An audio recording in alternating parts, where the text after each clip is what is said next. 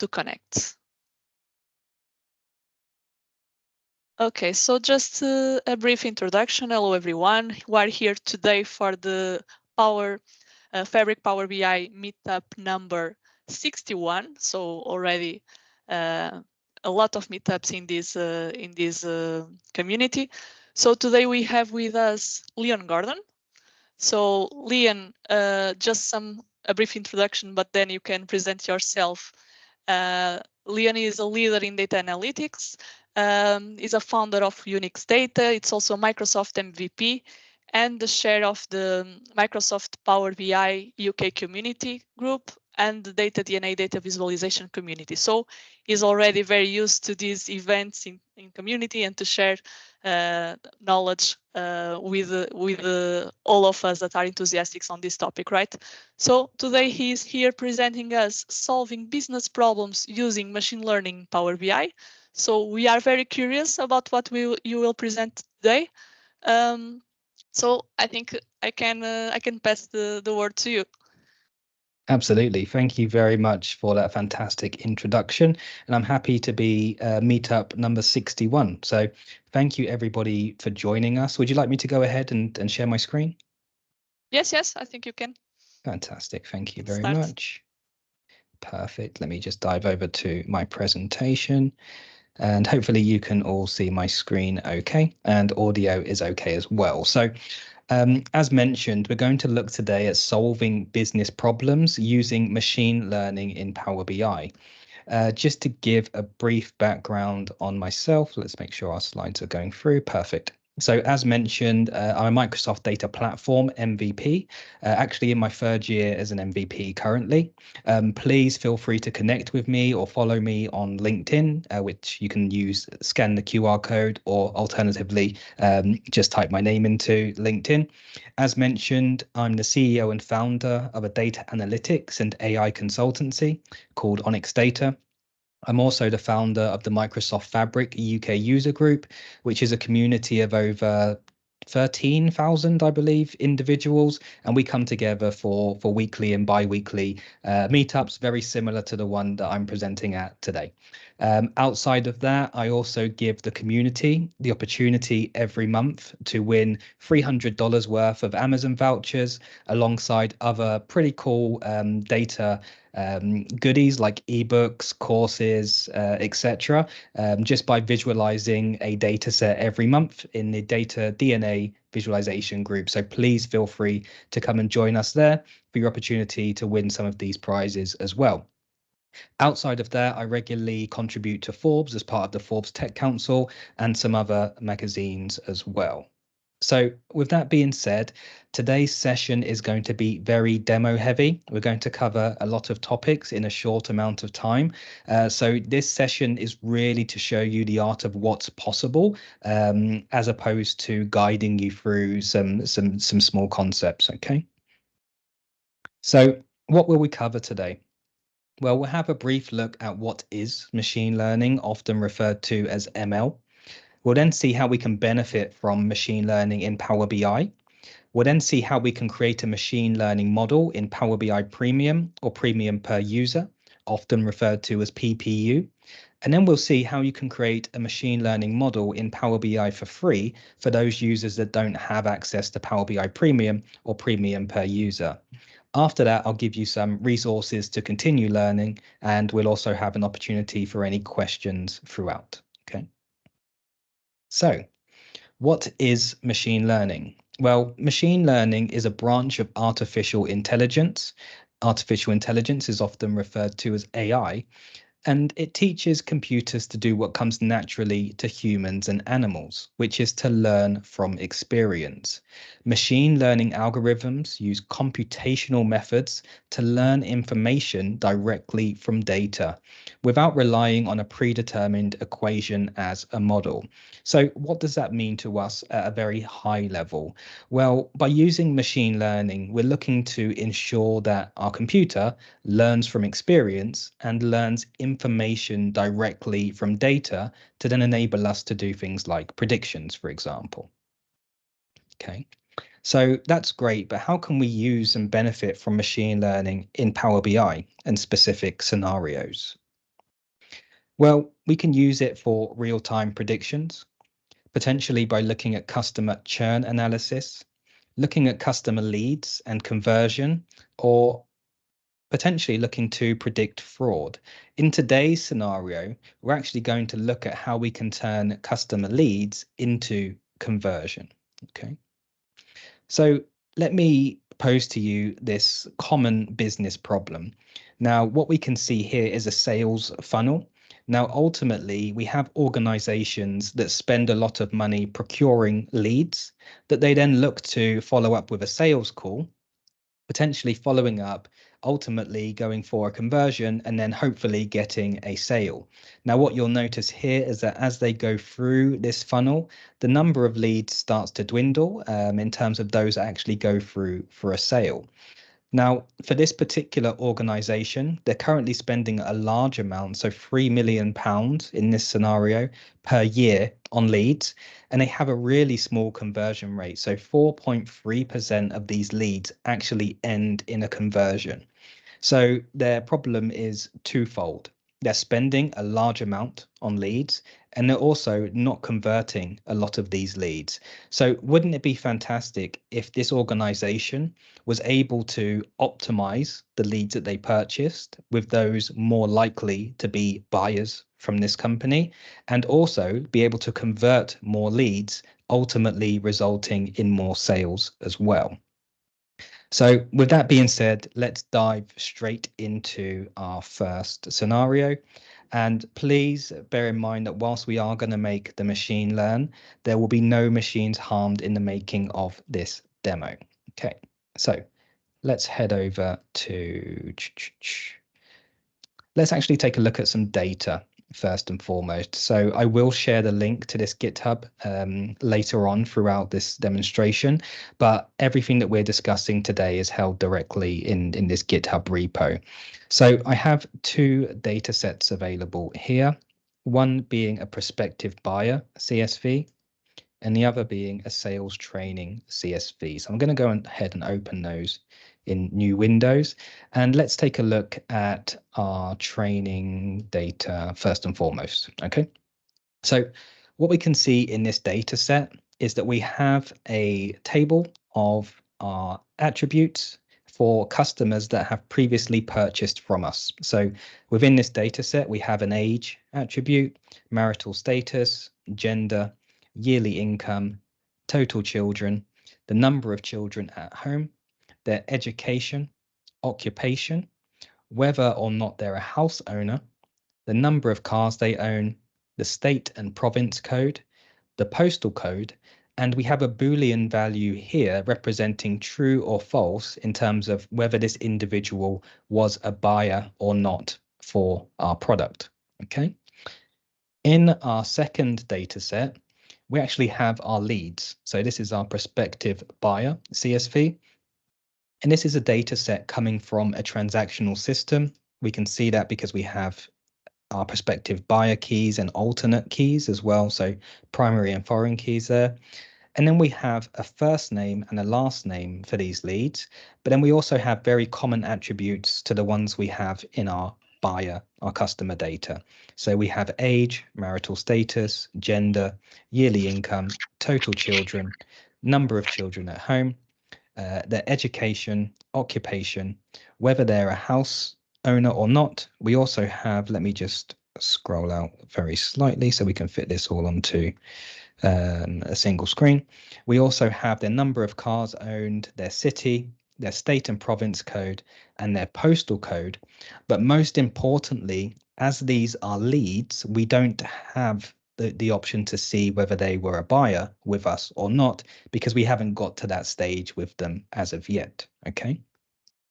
So these are the two data sets we need to build our machine learning model. First of all, we need historic data, which is our sales training data, our training data. And then we need our leads to push through to this model. So let's head over to Power BI and let's go ahead and let's use an existing workspace for the purposes of this. I'm actually going to use a PPU workspace rather than a Fabric one for this demo. And what we want to do is go ahead and create a new data flow. Okay. So in our new data flow, we want to start by defining a new table. So let's go ahead and select Add New Tables. Excellent. And then what we want to do from this perspective is we're actually going to use a text CSV data connector as our source. And what we want to do is go back to our sales training information, and we want to just copy the raw version of this file, the URL, by selecting this icon here. And we're going to paste this directly into, oh, actually, sorry, there's been an update. So let's actually just go across and actually select our raw file. And let's just copy the URL directly from the raw version here. Okay. And then we can paste this directly into our file path and go ahead and select next. I'm not going to change any of the authentication at this point for the purposes of this demo. Like I mentioned, it's more an art of the possible. Okay. So now we should be in familiar territory in terms of Power Query in the service, and we can start to see a preview of our data. We can see that in this scenario, Power Query has correctly defined our first row as headers, and it started to identify some of the data types for these attributes as well. They're not all correct, unfortunately, but again, not something we need to worry about too much for this demo in an effort to stay on time, but something you will need to ensure that when you're doing this in your own environments, that all of your data types are correct. Okay. So very quickly, I'm not going to make any transformations at this point. I'm just going to go ahead and save and close this data flow. And what will happen is we'll be prompted to give our data flow a name. So let's go ahead and just use ML Portugal. And let's go ahead and create a description. So I'm just going to write this is a description. But please, when you're doing this in your own environments, ensure that you create more of a suitable description for all of your objects and artifacts. I'm going to go ahead and select save. Now, what's going to happen in the background is we're going to be asked if we would like to refresh or set a refresh schedule. For the purposes of this demo, I'm going to do neither. So we're just going to close that. And we now can see that our data flow holds our sales training data. So let's go ahead and add another table by selecting Add Tables at the top here. And we're just going to follow through that very familiar process in terms of selecting a text CSV file as our data source. Okay. Let's go back to our prospective buyer CSV data set. Go ahead and load that raw version to get our raw URL. Bring this back into our Power Query connection settings and go ahead and select next. Once again, Power Query will pass the data set being attributed to it. Once again, identify our first row as headers and go ahead and try to identify some of the data types that we can see here for each of these columns. I'm happy with where we've got to at this stage, so let's go ahead and save and close Power Query here.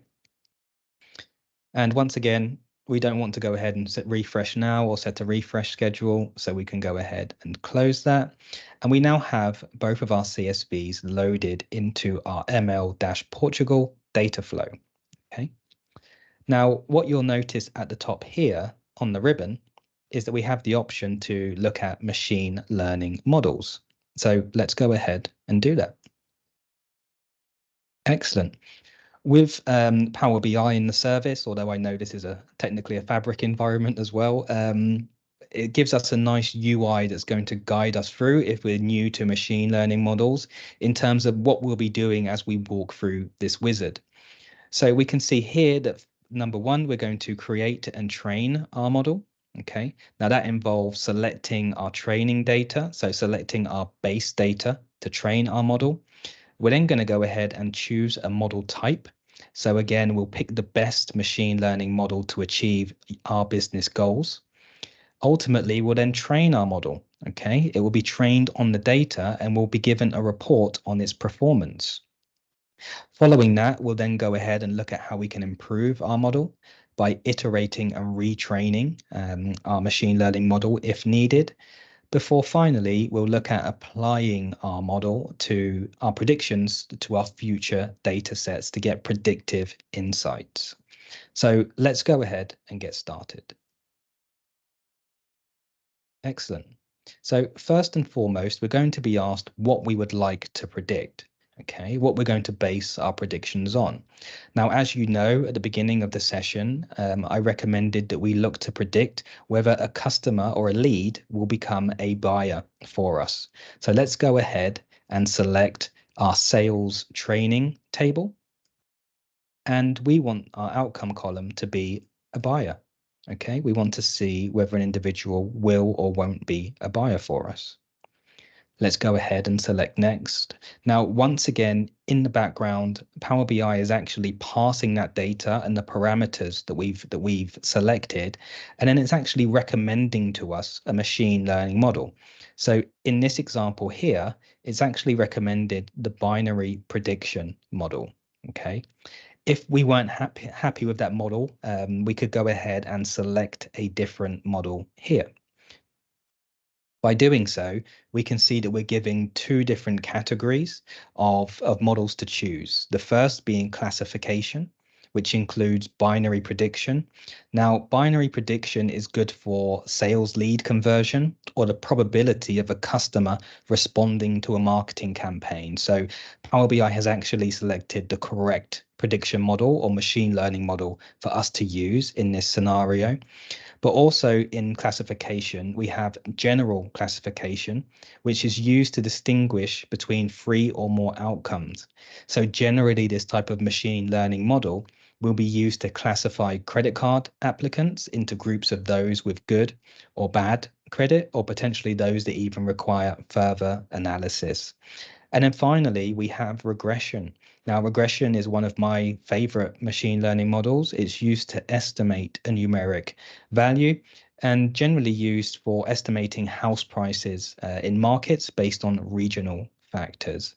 Now, as I mentioned, Power BI had already successfully selected the correct model as binary prediction. So I'm going to go ahead and reselect that. Now, we'll be given the option to choose a target outcome. So we're most interested in when a buyer is true, when an individual becomes a buyer for us. And we can give a label within our model training report that represents when there's a correct match and also when there's a mismatch. So for a correct match, I'm just going to type in buyer. And for a mismatch, I'm just going to type in not buyer. Okay, so let's go ahead and select next. Now, once again, in the background, Power BI is going to be parsing that data set and trying to identify any correlations with some of the other attributes in that data set. So what we can see here is that based on a sample of our data, Power BI has actually selected columns that it feels will have the most accurate outcomes in a buyer, say in an individual becoming a buyer for us. Now we have the option to override this, which is what I'm going to do here. And it's worthwhile noting that while in data analytics and Power BI, we tend to refer to these attributes as either columns or attributes. In the machine learning world, we refer to these as features. So from this moment forward, I will start to refer to these as features.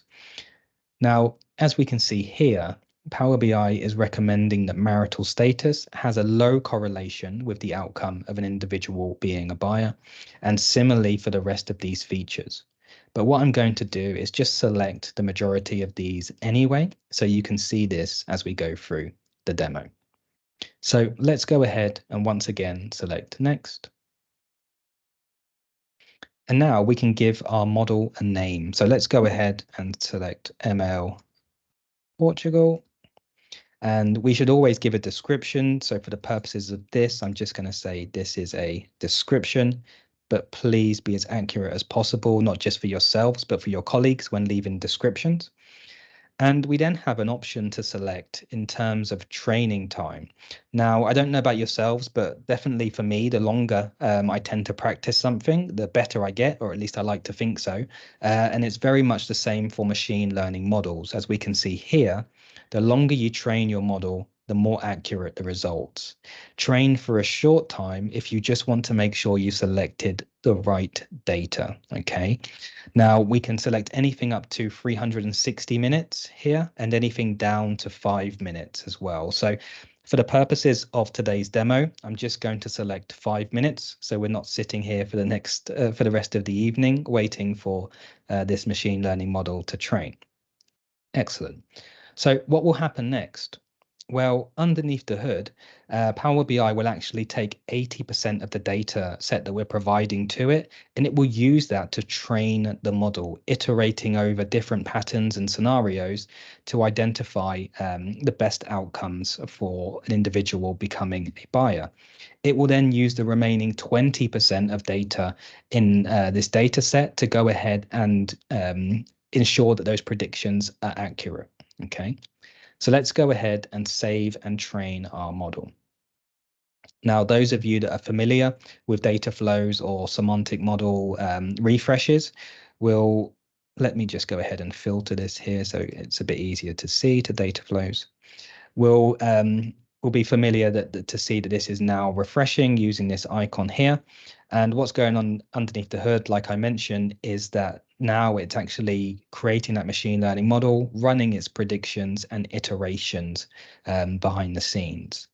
Now, in an effort to stay on time and so we can continue, I'm going to open up a previously deployed version of a data flow.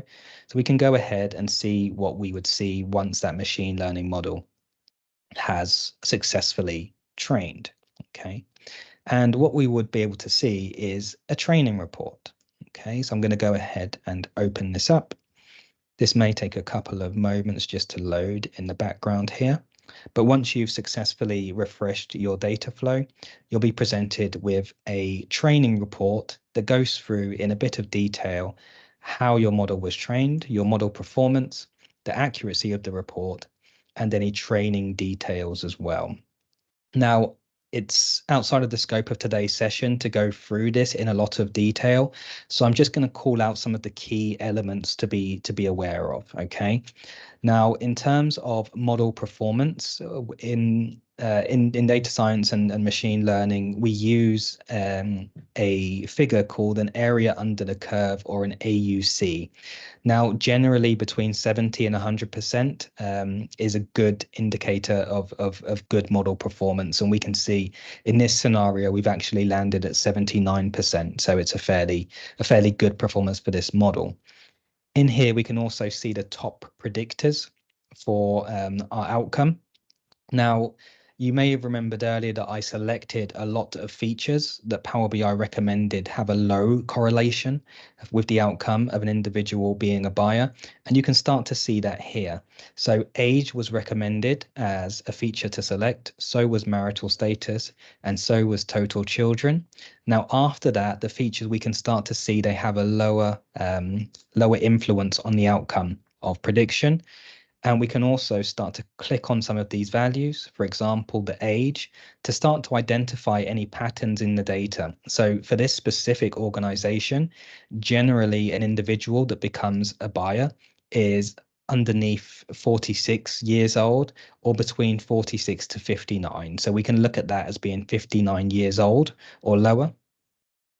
Their marital status is generally single. The total amount of children that they have is generally 1.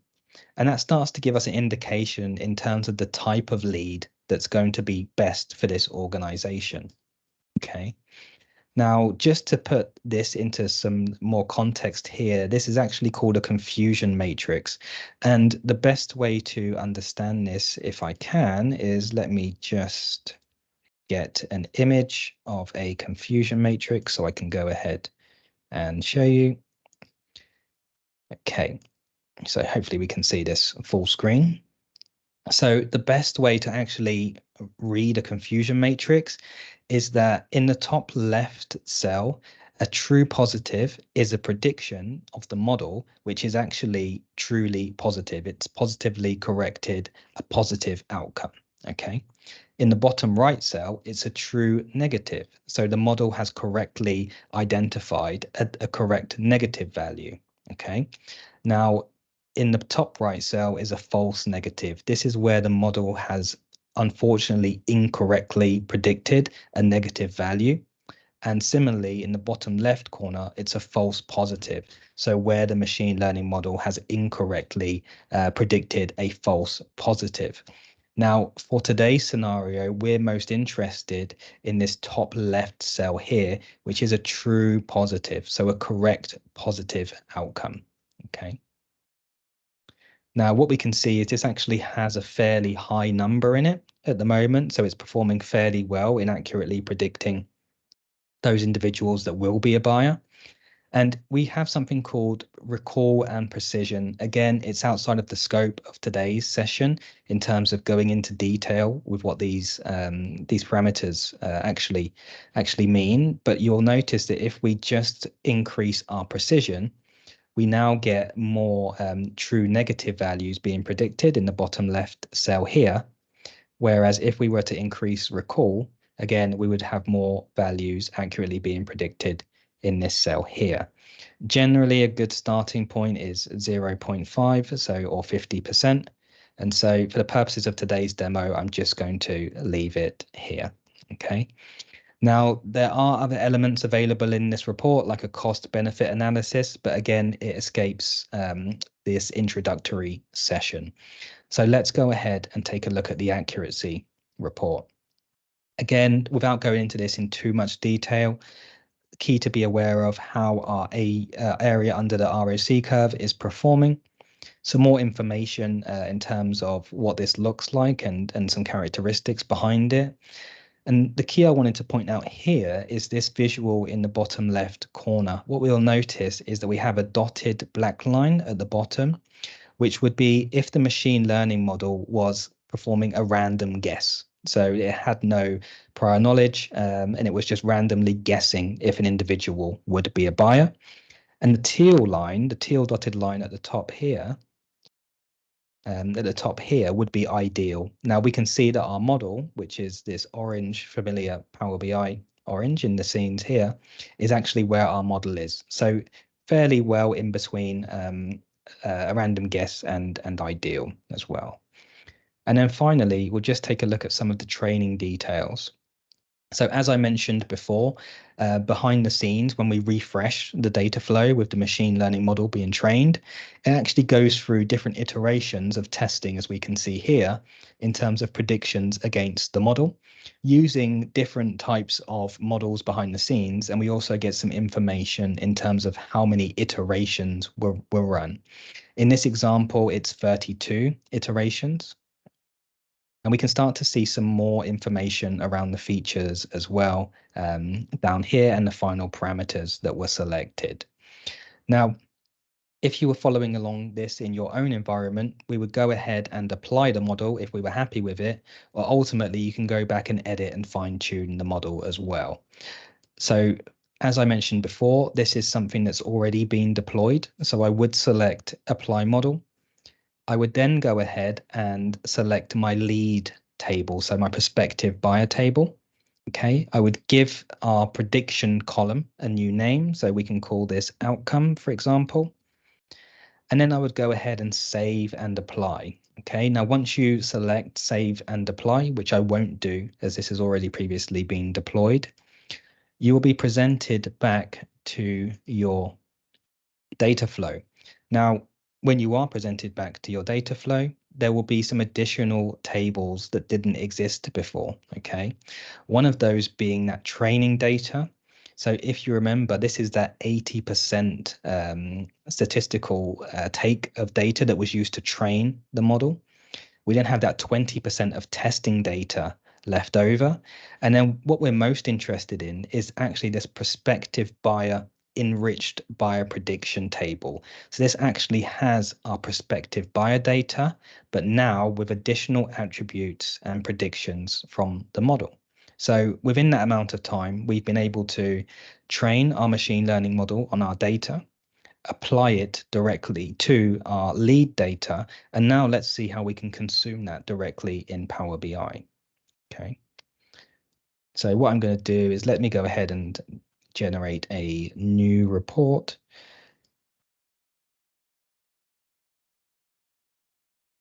Okay.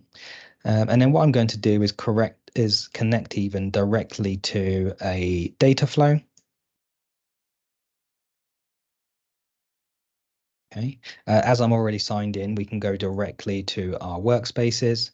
I'm going to go to my sandbox workspace, and we can see that we have all of our data flows available here. As I mentioned, I'm going to go to my previously deployed version of this data flow. And the table that I'm interested in is our new table, which is our prospective buyer enriched buyer prediction table. So let's go ahead and select that. What I'm going to do is just jump directly into Power Query, just to show you what's actually new within this data set. So you can see this is our lead data because we have our our primary and foreign keys here, our first and last name. Now, if we just scroll to the right-hand side, you'll now see that we have these new columns available to us, our new columns of data. So we have buyer prediction outcome, buyer prediction score, and then we have some additional prediction explanations, and finally an explanation indexed. Now, what we're most interested in is these two columns here. So our prediction outcome, which is our machine learning model's prediction behind the scenes in terms of whether these leads will be a buyer for us. And then we have a prediction score, okay, which is the accuracy of these predictions. So let's go ahead and select close and apply without making any transformations at this stage. Okay, excellent. And let's go ahead, and this is not a data visualization session, unfortunately, so it's going to be very rudimentary data visuals. I'm just going to go ahead and take the first name, the last name, and then let's look at some of these buyer prediction values. Let's go ahead and grab our prediction outcome, prediction scoring. Sorry, not explanation.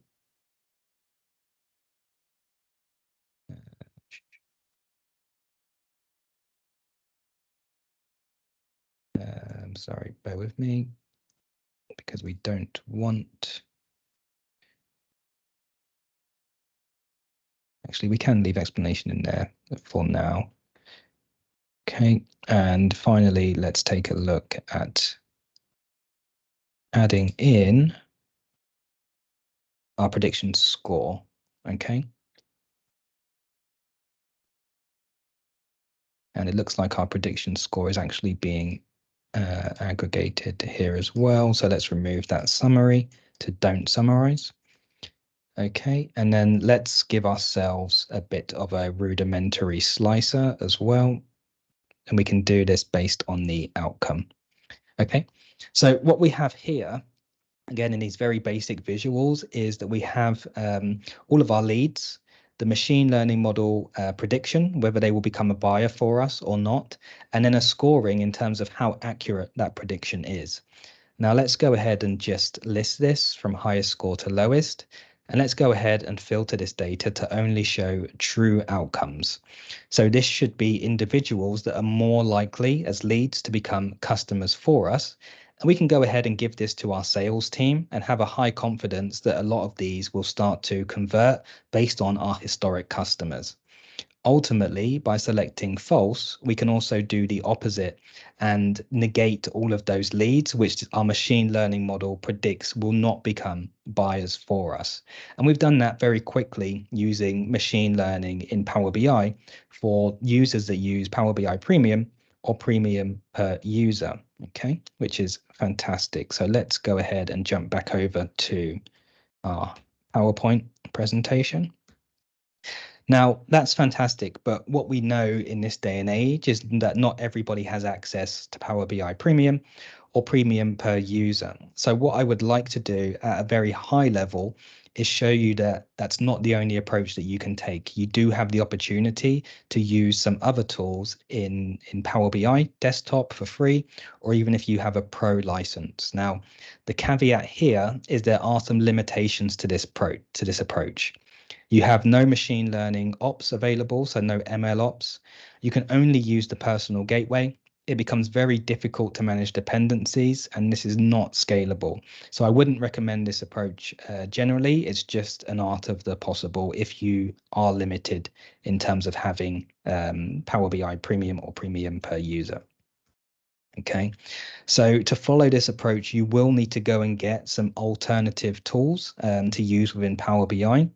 One of them is Anaconda, which in my opinion is the easiest route to get up and running with Python, R, data science and machine learning in your local environment.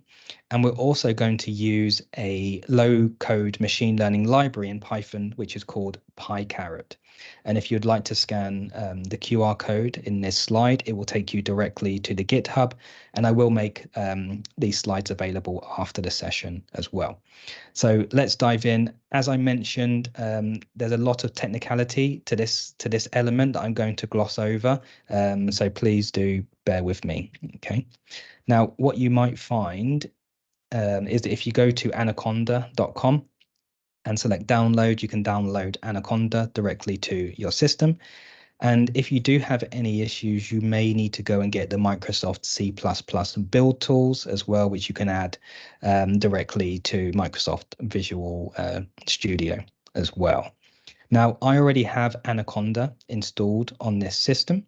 And what I will show you is once you have Anaconda installed, you have the ability to use an Anaconda prompt or a UI. Now, whilst for those users that aren't familiar with the terminal, this can look quite scary. In reality, we're just going to use three different pieces of code. So what I'm going to do is use the conda command to activate an environment, and this environment is called data science, I believe, on this system. And you can think of this environment as a container or a folder. And what we're going to do by using this environment is have a dedicated space for us to be able to use Python in. Okay.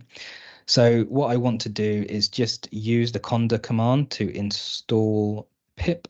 Now, pip is a package manager that we're going to use in this environment to install the PyCaret library and packages.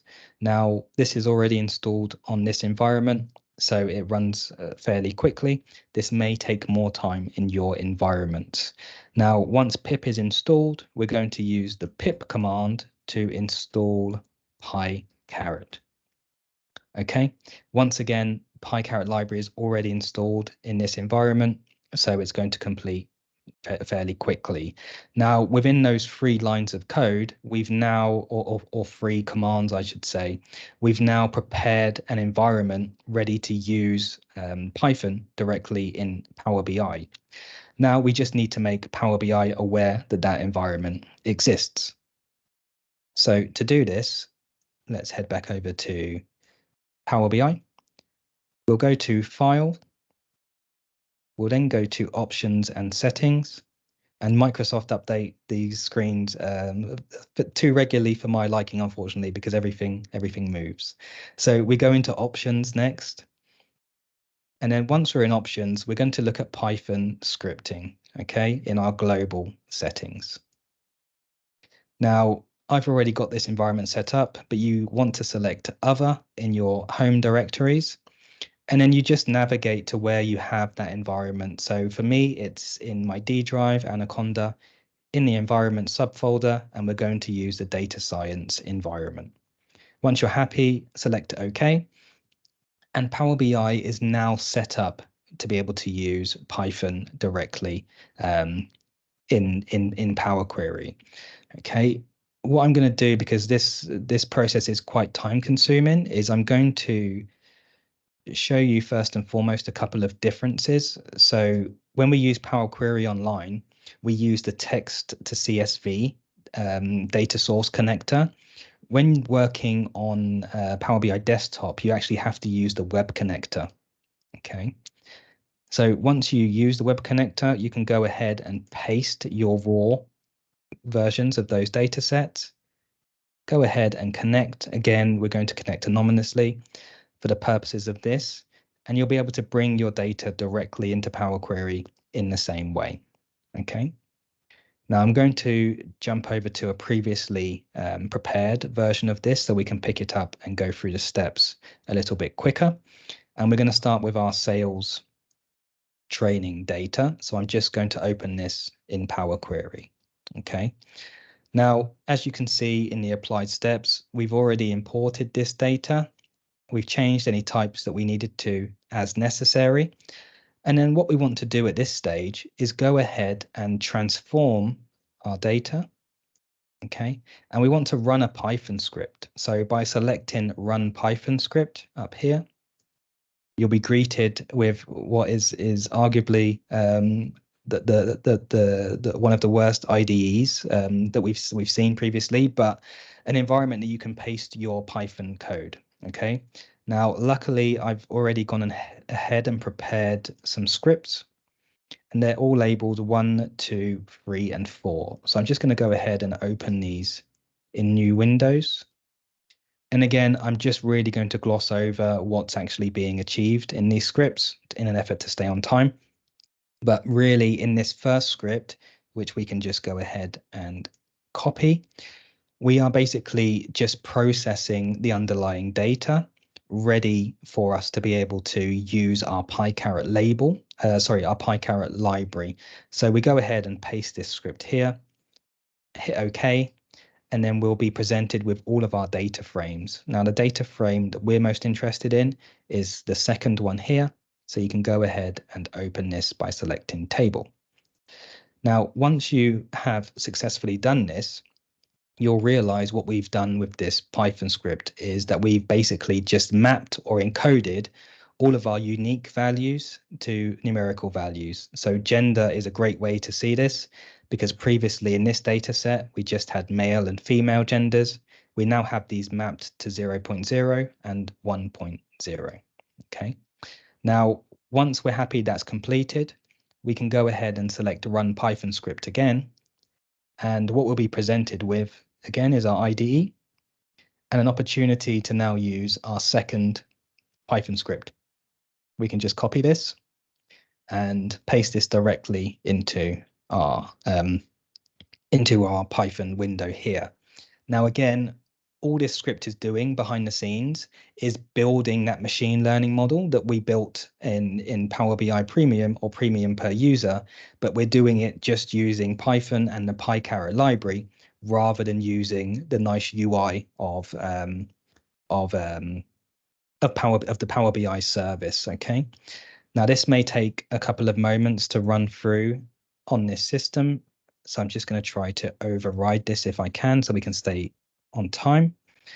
Once that's actually finalized, we'll have our machine learning model ready to run on our lead data as well. Okay. This is a fairly intensive process that runs behind the scenes when doing it in this manner. So I'm going to see if I can jump out of this and go to, okay, it's finalized anyway, so that's fine. So what you'll notice in this data set is that we actually have our predictions applied to our training data in this scenario, okay, which is slightly different to how it was in the Power BI UI. And now we've prepared our machine learning model and our sales training data. We can go ahead and look at our prospective buyer data set. So again, this would have been imported in the same way. And the starting point is to go ahead and run a Python script, which would leave us at this point. Once again, in our GitHub repo, I've already prepared this script for you. Okay, so you can go ahead and just copy this script and paste it directly in here, selecting OK. And you'll notice we're in a very familiar scenario as to where we were in the previous ingestion. So we want to go ahead and select DF imputed. And what you'll see at this point is that underneath the hood, we can see that we have our data just mapped for these encodings for each unique value. Now, again, you can go ahead and select Run Python script, where you'll be greeted with this window here. And for our final piece of code, which is our smallest piece, but in my opinion, the most powerful, let's go ahead and copy this. And what we're doing is we're applying our machine learning model predictions directly to our lead data. So you'd go ahead and select OK. And then we'll be presented back with our lead data with our prediction label and prediction score applied. OK. So once you're happy that's been ran, you can go ahead and select close and apply. As I've mentioned, this has previously been ran, so I'm going to go ahead and select close. And in here, we can now open up our lead data, look at our first name, our last name, and our prediction label and prediction outcome. Now, once again, Power BI is incorrectly defining some of these values as being aggregated. So let's just turn this into don't summarize. And let's use a table layout. Okay, just ensure these aren't summarized. Excellent. And we can go ahead and just add our slicer again, which is based on our outcome. It would have been better for us to change these values, really. Let's go for slicer. Okay.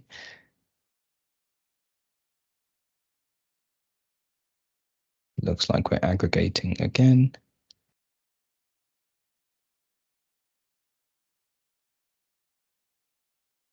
Okay, so based on the slice that's been provided to us here, we can see that if we turn this to be false, which is a 0, and select our prediction score, we can see that all of these are actually leads that were correctly identified as not becoming buyers for us. Ultimately, we can do the same by just changing this to be a 1. And again, this will give us all of the leads that will be predicted to become buyers for us. And we've done this again for free using Python instead of Power BI Premium or Premium per user.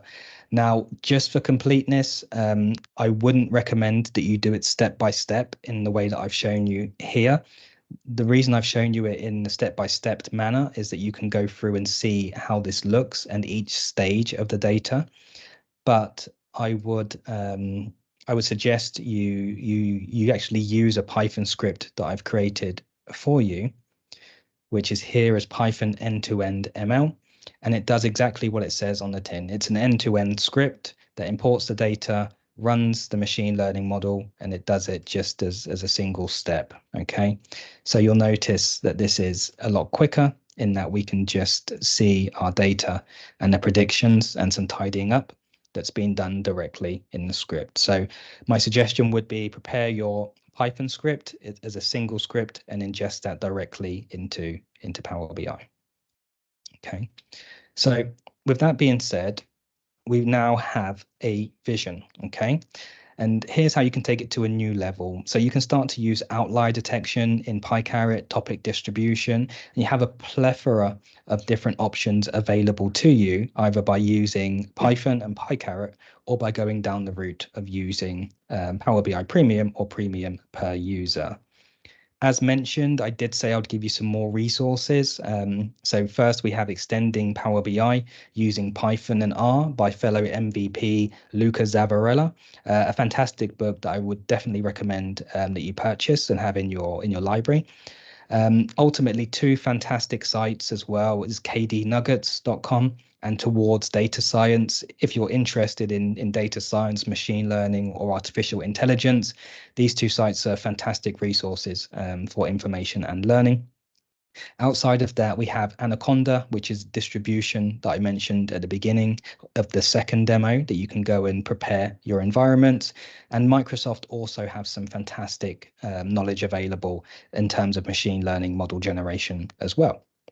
So with that being said, I'd like to thank you all very much for your time and close for any questions. Thank you, Leon. It was very, very simple and very clear, your presentation. Thank you very much. Thank you. I don't know if we have some questions. I think we have someone that raised their hands. No. It's okay. Any questions? That's fine. I think Okay. it's quite a lot to digest in a short space of time, which is obviously fine as well. But I think that it's worthwhile being aware of what's possible in Power BI, putting it to practice and use in your own environments as well, and seeing what resonates with yourselves. I have one question particularly. So do you have any idea on the difference in terms of time execution from the two methods that you present us today? So when you are running the algorithm in Power BI service and running with the Python execution? Yes, definitely. So both of them can be fine-tuned to however long you want to train them for. Now, the main difference is that with Power BI, it's a black box in terms of what's going on in behind the scenes, any fine-tuning of parameters. You don't really have access to that outside of what's displayed in the wizard. With Python, you have a lot more flexibility. And those of you that were keen-eyed may have noticed there's differences in the scoring. So a lot of the Python scores were much more accurate than those presented back with Power BI. So it's you get another what's the word I'm looking for? Another element of fine tuning available to you. But again, with that being said, you also don't get a lot of the niceties of the Power BI service. So you can't really deploy this version. It's only really good for running locally.